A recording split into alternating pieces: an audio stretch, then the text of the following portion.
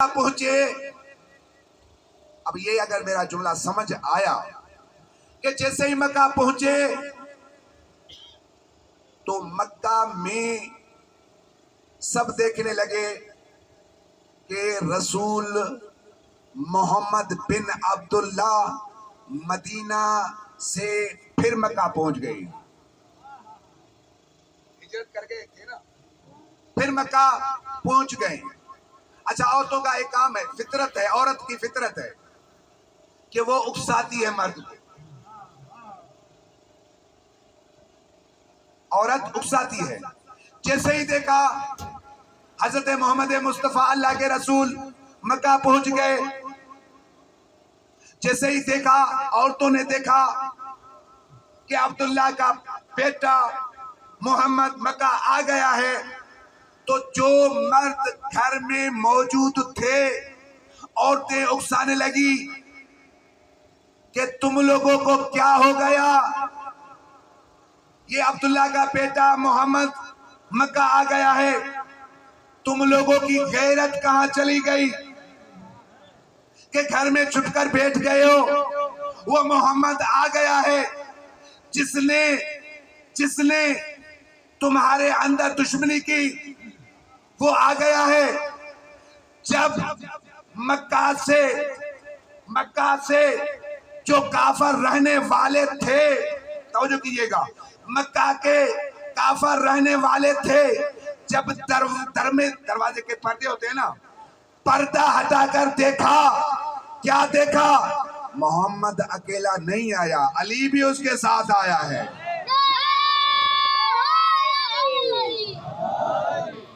محمد اکیلا نہیں آیا, علی بھی ان کے ساتھ آیا ہے. تو پھر وہ کہنے لگے کہ او عورتوں, تمہیں صرف محمد نظر آ رہا ہے, وہ علی نظر نہیں آ رہا جس نے احد میں, خندق میں, خیبر میں ہمارے پڑے مارے تھے.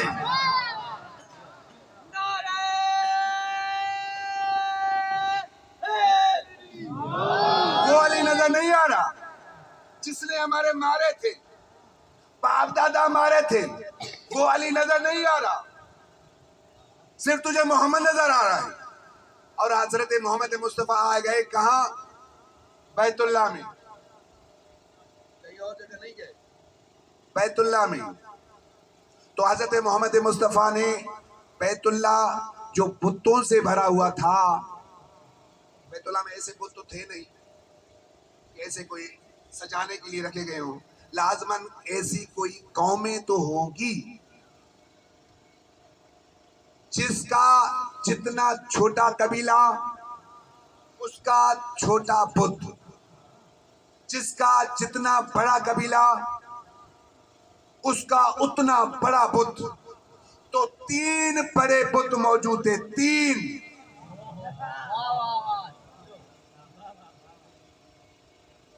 بڑے بت تھے, اور جو نیچے بت تھے وہ تو خود توڑے ہیں رسول نے. میں نے کہا نا, قرآن نے کیا کہا تھا, وَلَا تَتَّبِعْ سَبِيلَ الْمُفْسِدِينَ, کہ جو بت پرست ہیں ان کی اطاعت نہ کرنا.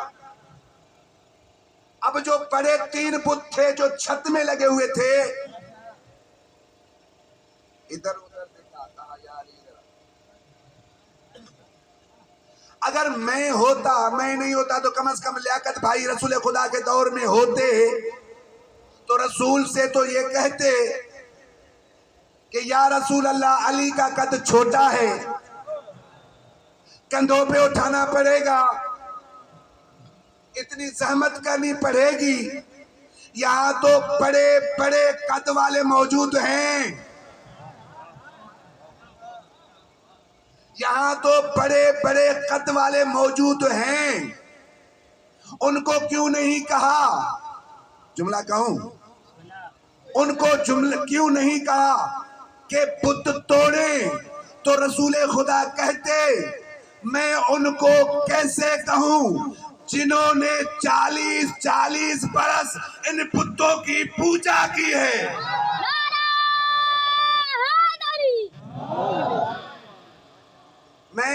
کیسے انہیں کہوں کہ ان بتوں کو توڑو جنہوں نے 40 برس بتوں کے پوجا کی ہے. اگر توڑنے کے لیے رسول حکم بھی دیتے، جملہ سمجھیے گا، سو کر نہیں جا کر یہ جملہ سمجھیے گا، کہ اگر رسول خدا حکم بھی دیتے، جب وہ بت توڑتے اور اتفاقاً اللہ ان بتوں کو گویائی دیتا اور بت بول پڑتا، تم کو شرم نہیں آتی؟ 40 سال تک تو مجھے پوجتے رہے ہو.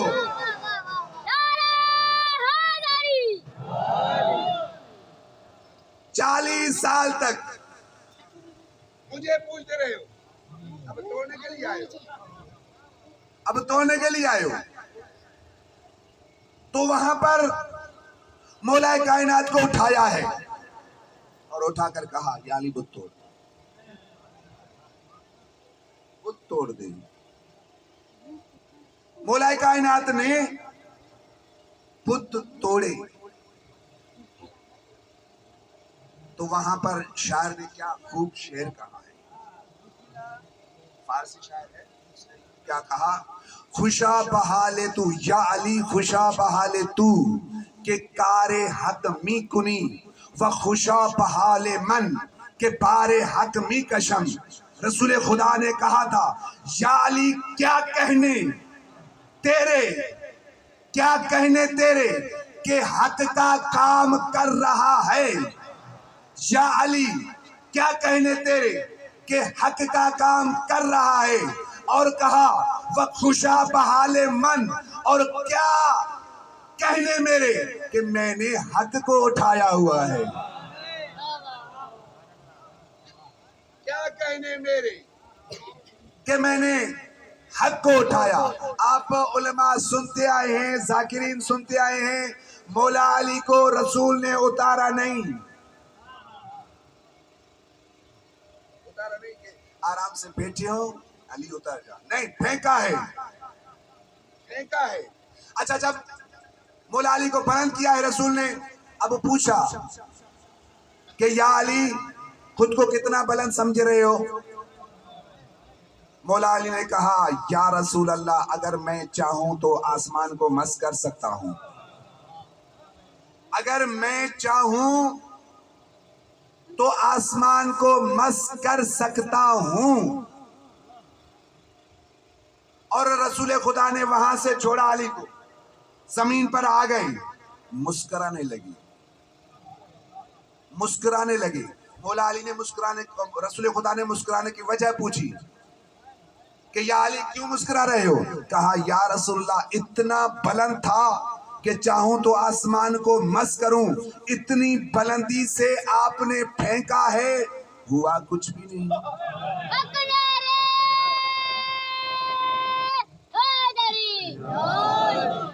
اتنی بلندی سے پھینکا ہے، ہوا کچھ بھی نہیں. رسول خدا صادق نبی جس کے بارے میں اللہ فرماتا ہے وَمَا يَنْتِقُ عَنِ الْهَوَىٰ إِنْ هُوَ إِلَّا وَحْيٌ يُوحَىٰ، میرا حبیب تو بولتا ہی نہیں جب تک وحی نازل نہ ہو. وہ رسول بولنے لگے یا علی کیسے کچھ تجھے ہوتا، اٹھانے والا حبیب خدا تھا اور تجھے اتارنے والا جبریل تھا.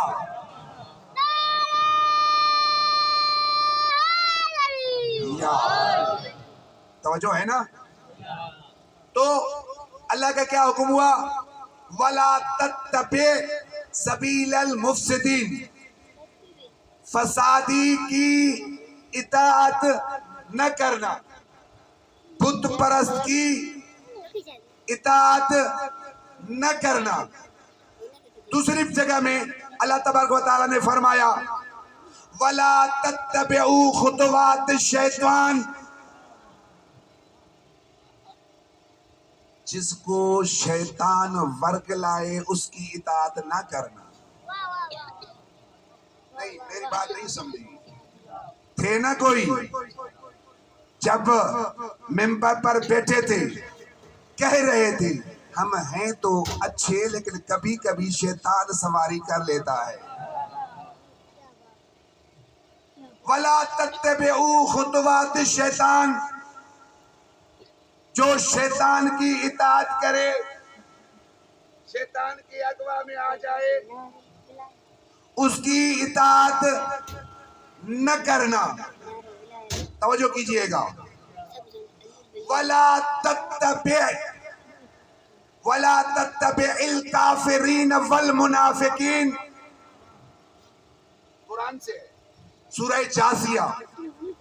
اللہ تبارک و تعالیٰ فرماتا ہے وَلَا تَتَّبِعِ کافرین والمنافقین، کافروں کی اور منافقوں کی کبھی اطاعت نہ کرنا. کیونکہ جب تک ہمیں جن کی اطاعت نہ کرنے کا حکم سمجھ میں نہیں آئے گا تب تک ہم اطاعت کرنے والے پہچانے گے نہیں. بت پرست کی اطاعت نہ کرنا، جو شیطان کے بہکاوے میں آئے اس کی اطاعت نہ کرنا، کافروں کی اطاعت نہ کرنا، منافقوں کی اطاعت نہ کرنا. پروردگار ہمیں تو سمجھ میں آ گیا کہ کافر یہ ہیں، تو پھر ہم کیسے جانیں کہ منافق کون؟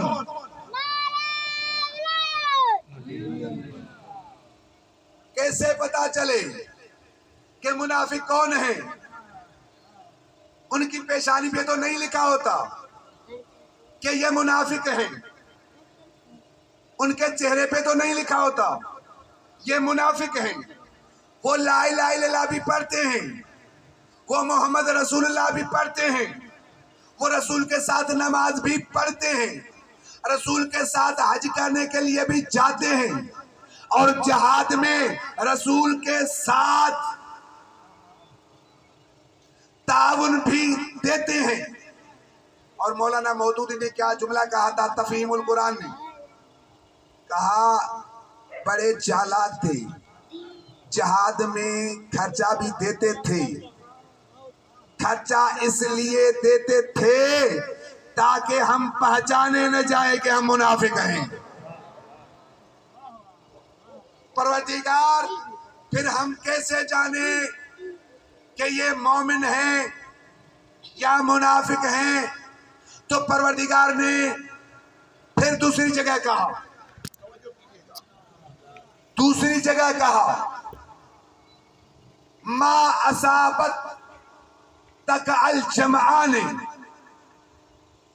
توجہ کیجئے گا، بِإِذْنِ اللہ، اور اللہ جنگ احد میں لڑا کر،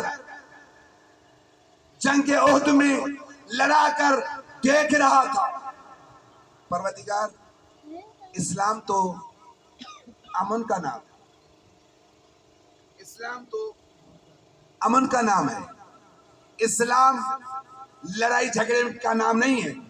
پروردگار یہ خون خرابہ کیوں کروا رہے ہو؟ یہ خون خرابہ کیوں کروا رہے ہو؟ وجہ کیا ہے کہ خون خرابہ کروا رہے ہو؟ یہ جنگ کے عہدے لگنے کی وجہ کیا ہے؟ وجہ کیا ہے؟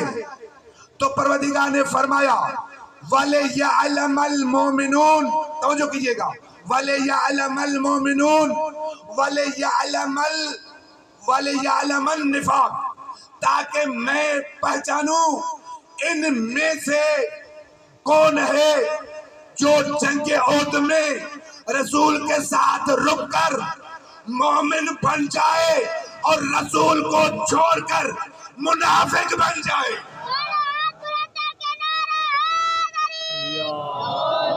تاکہ میں جانوں یہ جنگ عہد کروائی اس لیے گئی. چھپے ہوئے تھے، لباس مومن پہنا ہوا تھا، نماز کے لباس میں چھپے ہوئے تھے، کلمہ لا الہ الا اللہ پڑھ رہے تھے، محمد رسول اللہ پڑھ رہے تھے، حج بھی کرنے جا رہے تھے. توجہ ہے نا؟ حج بھی کرنے جا رہے تھے، جہاد میں تعاون بھی کر رہے تھے، لیکن تھے چھپے ہوئے۔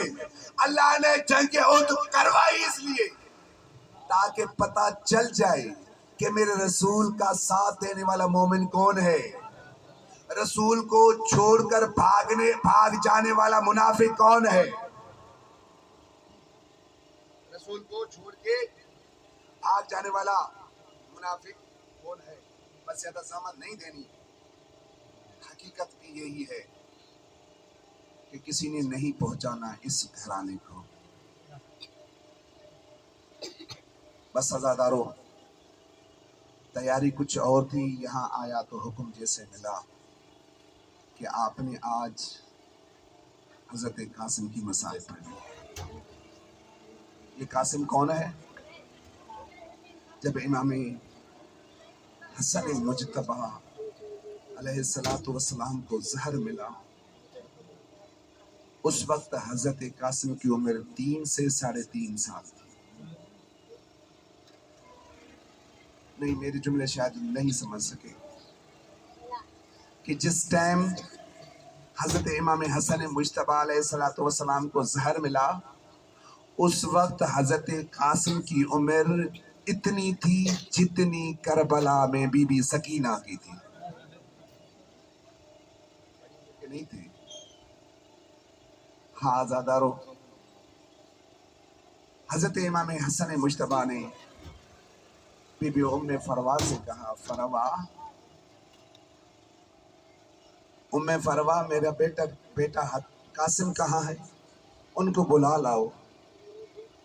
حضرت قاسم کے آنے سے پہلے جو جگر کے ٹکڑے نکل رہے تھے، تشت میں پڑے ہوئے تھے، حضرت قاسم نے حکم دیا کہ ان کو چھپایا جائے۔ جب وہ چھپائے گئے نا عزادارو، حضرت قاسم کھیلتے ہوئے حضرت امام حسن مجتبی کے سینے پر بیٹھ گئے۔ حضرت امام حسن مجتبی کے جیسے ہی سینے پہ بیٹھ گئے تو بی بی زینب سلام اللہ علیہا نے کہا، ام فروا، قاسم کو تھوڑا ہٹا، میرے بھائی حسن کو تکلیف ہو رہی ہوگی۔ بس اتنا کہنا تھا۔ امام حسن مجتبی نے کہا کہ اس قاسم کو رہنے دیجئے، مجھے سکون مل رہا ہے۔ میں کہوں گا کہ شاید اس لیے کہ کیونکہ حضرت امام حسن جانتے تھے مستقبل کو کہ جو کربلا میں قاسم کے ساتھ ہونا تھا۔ حضرت امام حسن مجتبی نے وصیت کرنا شروع کی، قاسم کربلا میں میں نہیں ہوں گا، کربلا میں میرا نائب بن کے اپنے چاچا کی مدد کرنا۔ ہاں عزادارو، مختصراً ایک تعویذ لکھا امام حسین کے نام سے، بی بی ام فروات سے کہا کہ یہ تعویذ حسن کو باندھ دے۔ تو محرم ہوئی، یہ سارا قافلہ آ کے پہنچا کربلا میں۔ 10 محرم کی رات ہر بی بی اپنے بیٹے کو تیار کر رہی تھی کہ کل تجھے شہید ہونا ہے۔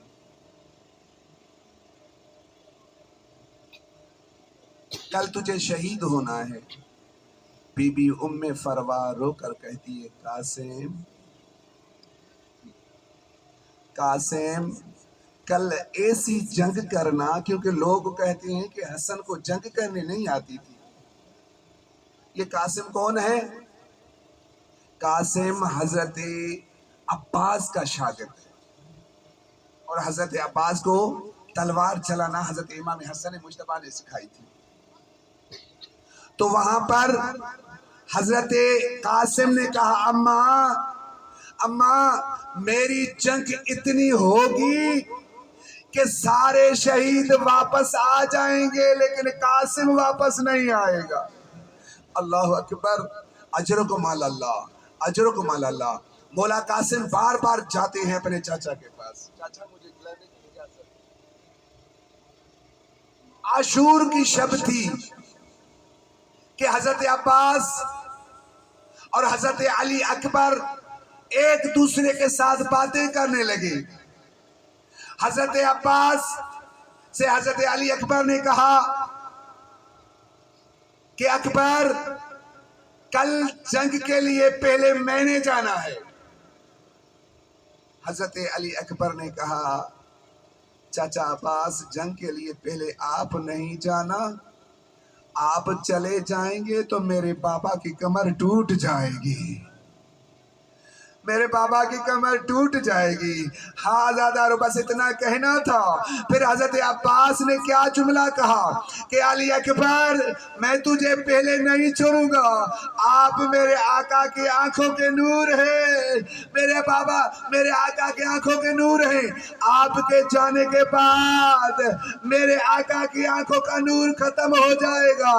کیا یہ جملہ کہنا تھا کہ حضرت قاسم نے کہا کہ آپ دونوں کربلا میں نہ جانا، پہلے مجھے اجازت دینا، میں جاؤں گا، کیونکہ میرے جانے سے نہ میرے چاچا حسین کی کمر ٹوٹے گی، نہ میرے چاچا حسین کا یہ نور ختم ہوگا۔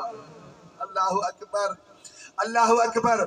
ہزادارو کربلا کے دن 10ویں محرم کو بار بار حضرت امام حسن حسین علیہ السلام کے پاس حضرت قاسم آتے ہیں، حضرت امام حسین واپس کرتے ہیں کہ تو میرے بھائی کی نشانی ہے، میں تجھے کیسے چھوڑ دوں، میرے بھائی کی نشانی ہے میں کیسے چھوڑ دوں۔ آج مہندی بھی نکلے گی تو ہر ماں کی خواہش ہوتی ہے، یہ جو لوگ کہتے ہیں کہ کربلا میں یہ مہندی کہاں سے آ گئی، کربلا میں تو مہندی تھی نہیں، یہ ارمان ہے، بلکہ ارمان ہوتا ہے ہر ماں کا، ارمان ہوتا ہے ہر بہن کا کہ اپنے جوان بھائی کو دولہا بنتے ہوئے دیکھے۔ ہر ماں کا ارمان ہوتا ہے کہ اپنے بیٹے کو دولہا بنتے ہوئے دیکھے۔ یہ ام فروا کا ارمان تھا کہ اپنے بیٹے کو دولہا بنتے ہوئے دیکھے۔ یہ آج جو شبی ہونی ہے وہ ارمان ہے حسن کی بیوہ کا۔ ہاں آزادارو، جب حضرت قاسم کو کوئی اجازت نہیں ملی، بار بار واپس آتے ہیں، ایک مرتبہ بی بی ام فروا رو کر کہتی ہے قاسم تم لڑنے کیوں نہیں جا رہے ہو؟ کہا اماں میں بار بار جاتا ہوں، چاچا اجازت نہیں دیتا، بار بار جاتا ہوں چاچا اجازت نہیں دیتا۔ میں نے مصائب کو مختصر کر دیا۔ حضرت بی بی ام فروا نے وہ تعویذ نکالا ہے جو امام حسن مجتبیٰ نے لکھا تھا کہ جب مصیبت آئے گی میری طرف سے قاسم کو قربان کر دے۔ جب وہ تعویذ لے کے بی بی ام فروا قاسم کا ہاتھ پکڑ کر اس خیمے میں آئی جہاں پر امام حسین تھے، اور اپنی بھابھی کو آتے ہوئے دیکھا، اور امام حسین علیہ السلام اٹھ کھڑے ہوئے۔ بھابھی اماں آپ نے کیوں زحمت کی، مجھے بلایا ہوتا۔ یہ جملہ ہے بڑا درد بھرا جملہ کہ وہاں پر بی بی ام فروا رو کر کہتی ہے آج میں بھابھی بن کے نہیں، میں کربلا کی فقیرانی بن کے آئی ہوں، میرے قاسم کو مرنے کی اجازت دے، میرے قاسم کو۔ ہاں وہ خط دیا، اور خط جیسے ہی امام حسین نے پڑھا، امام حسین نے خط پڑھ کر کہا انا للہ و انا الیہ راجعون۔ حضرت قاسم کو اجازت مل گئی۔ جب حضرت قاسم مقتل کی طرف آ گئے اور لڑتے رہے، ایسا لڑے کہ فوج یزید میں بھگدڑ مچ گئی، بھاگنے لگے، تو فوج یزید نے کہا ایسا لگ رہا ہے یہ قاسم نہیں علی خود لڑنے آیا ہے، اجرکم اللہ، علی خود لڑنے آیا ہے۔ ایسے ہی اس کو شہید نہیں کر سکو گے، اس کو دھوکہ دو۔ ایک ملعون نے کہا قاسم خیموں کو آگ لگ گئی ہے۔ قاسم نے جب پیچھے مڑ کر دیکھا، ایک شخص آیا، حضرت قاسم کو نیزہ مارا۔ قاسم گھوڑے پر سنبھل نہ سکا، بس اتنا کہا یا اماں ہو ادرکنی، اے چاچا میری مدد کو آئیے، میری مدد کو آئیے۔ قاسم کا جنازہ کربلا کی تپتی ریت پر جیسے ہی گرا تو فوج یزید نے تازیانہ مارنے شروع کیے، نیزے مارنے شروع کیے، گرز لگانے شروع کیے۔ گھوڑوں کی ٹاپوں کے اندر حضرت قاسم کا جنازہ پامال ہوتا گیا۔ امام حسین جیسے پہنچے مقتل قاسم پر، جب نظر نہیں پڑی رو کر کہتے ہیں قاسم کہاں ہو، مجھے آواز دو تاکہ تیرے آواز کے سہارے آ جاؤں، تیرے آواز کے سہارے آ جاؤں۔ اجرکم اللہ، اجرکم اللہ۔ حضرت قاسم کا جنازہ گوشت کے ٹکڑوں میں پٹ چکا تھا، گوشت کے ایک ایک ٹکڑے سے آواز آ رہی تھی، چچا میں ادھر ہوں، چچا میں ادھر ہوں۔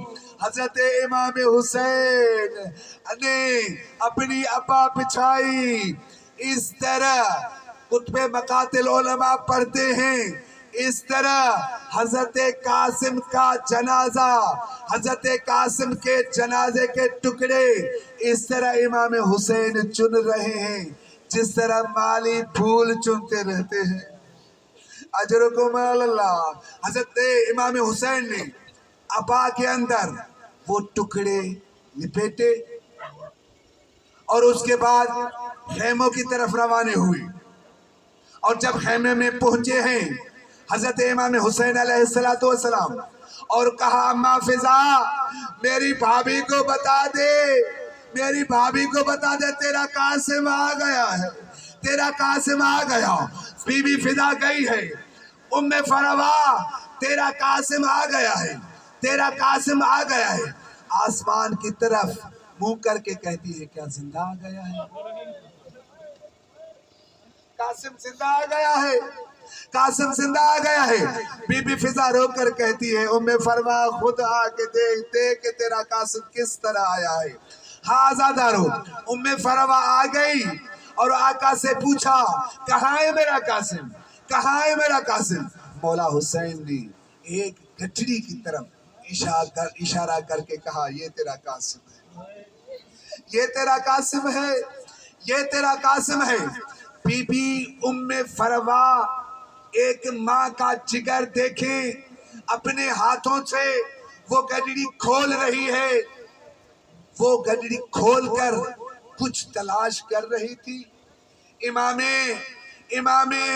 حسین نے پوچھا، امام حسین نے پوچھا بھابھی اماں یہ کیا کر رہی ہو، یہ کیا کر رہی ہو؟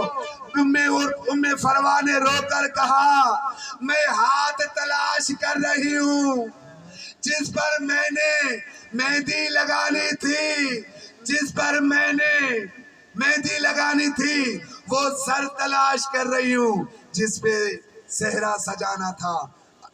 اللہ لعنت اللہ علی القوم الظالمین، سیعلم الذین ظلموا ای منقلب ینقلبون۔ ماتم حسین۔